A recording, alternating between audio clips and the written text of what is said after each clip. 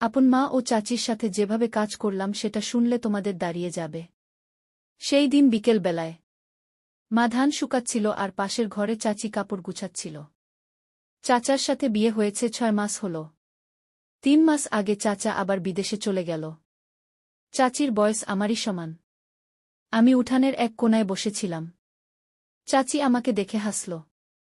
তখন আমি বুঝিনি সেই হাসির ভেতরে কতটা মায়া মিশে আছে। চাচি এসে বলল, তুমি কি শুধু বসে থাকবে?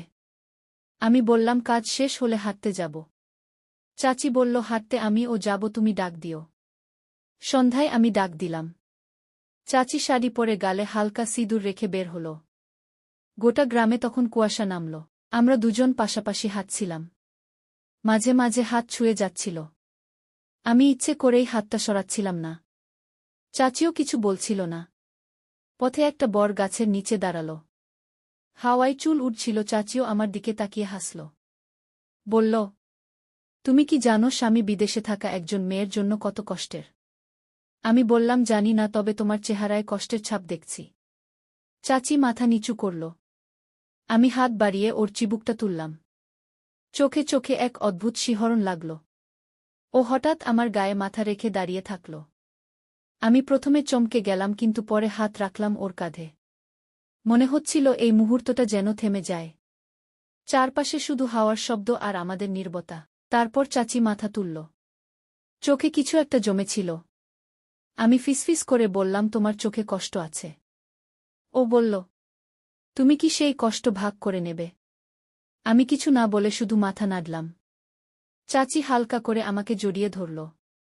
আমরা সেদিন অনেকটা পথ একসাথে হাঁটলাম। পথে এক জায়গায় পুকুরের ঘাটে বসেছিলাম। চাঁদের আলো পানির ঢেউ ঝিলমিল করছিল। ও বলল, এই আলো সব কিছুই সুন্দর লাগে। আমি বললাম, তোমাকেও।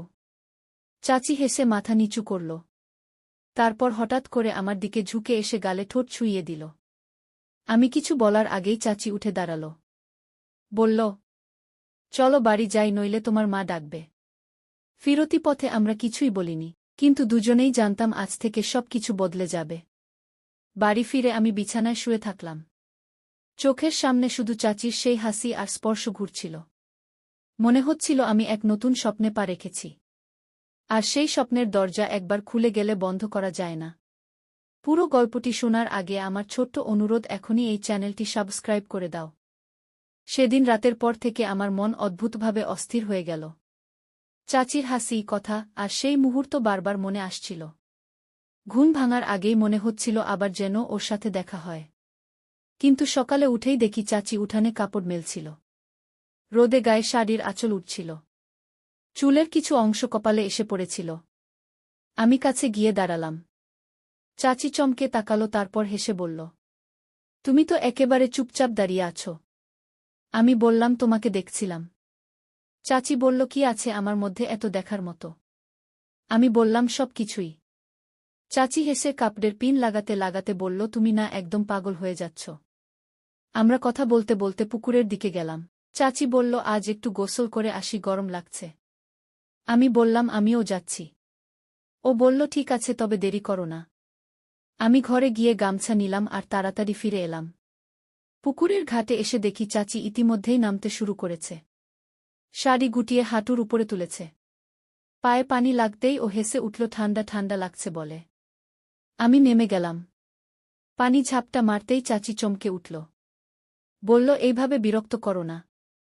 আমি বললাম, না করলে মজা পাবো কি করে? আমরা অনেকক্ষণ পানিতে ছিটাছিটি করলাম। একসময় চাচি ক্লান্ত হয়ে ঘাটের সিঁড়িতে বসল। পানি ওর কাঁধ পর্যন্ত এসে লাগছিল। চুল ভিজে গায়ে লেপ্টেছিল। ও আমার দিকে তাকিয়ে বলল, তুমি কি জানো আমরা যদি এভাবে সব সময় থাকতাম কেমন হতো? আমি বললাম, জানি না, তবে ভালোই লাগত। চাচি মাথা নিচু করে পানিতে হাত দিয়ে আঁকিবুকি করছিল। তারপর আস্তে করে বলল, তবে কারো যেন টের না পায়, তাহলে কিন্তু খবর আছে। আমি বললাম, কেউ টের পাবে না। চাচি হালকা হেসে বলল, তাহলে ঠিক আছে। তারপর দাঁড়িয়ে ধীরে ধীরে ঘাট দিয়ে উঠল। আমি ওর পিছু পিছু উঠলাম। শাড়ির আঁচল ভিজে গায়ে লেগেছিল। সূর্যের আলো চকচক করছিল ওর গায়ের পানি। ঘরে ফিরে চাচি আমাকে ডেকে বলল, দুপুরে আমার সাথে খেয়ে যেও। আমি বললাম, ঠিক আছে।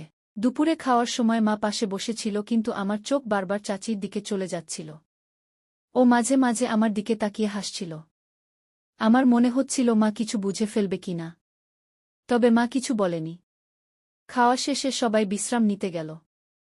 আমি উঠোনে বসেছিলাম। চাচি ঘর থেকে ডাক দিল, এসে আমার সাথে একটু কথা বলো। আমি ওর ঘরে ঢুকতেই ও দরজা ভেজিয়ে দিল। বলল, আজ সারাদিন তোমার কথা মাথা থেকে সরছে না। আমি বললাম, আমার ও একই। সেদিন রাতের বেলায় আমি চাচির ঘরে গিয়েছিলাম, সবকিছু নীরব ছিল। আমরা দুজনেই একে অপরের দিকে তাকিয়ে কিছু বলছিলাম না। হঠাৎ চাচি আমার দিকে ঝুঁকে এসে হাত ধরল। আমরা দুজনেই মৃদু হাসছিলাম। এক মুহূর্তের জন্য সময় যেন থেমে গেছে। ঠিক তখনই হঠাৎ বাইরে থেকে মা চাচির ঘরে ঢুকে।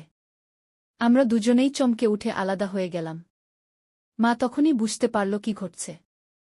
মায়ের চোখে রাগ আর দুঃখ মিশেছিল। মা বলল, তুমি কি ভাবছ আমি কিছু বুঝি না?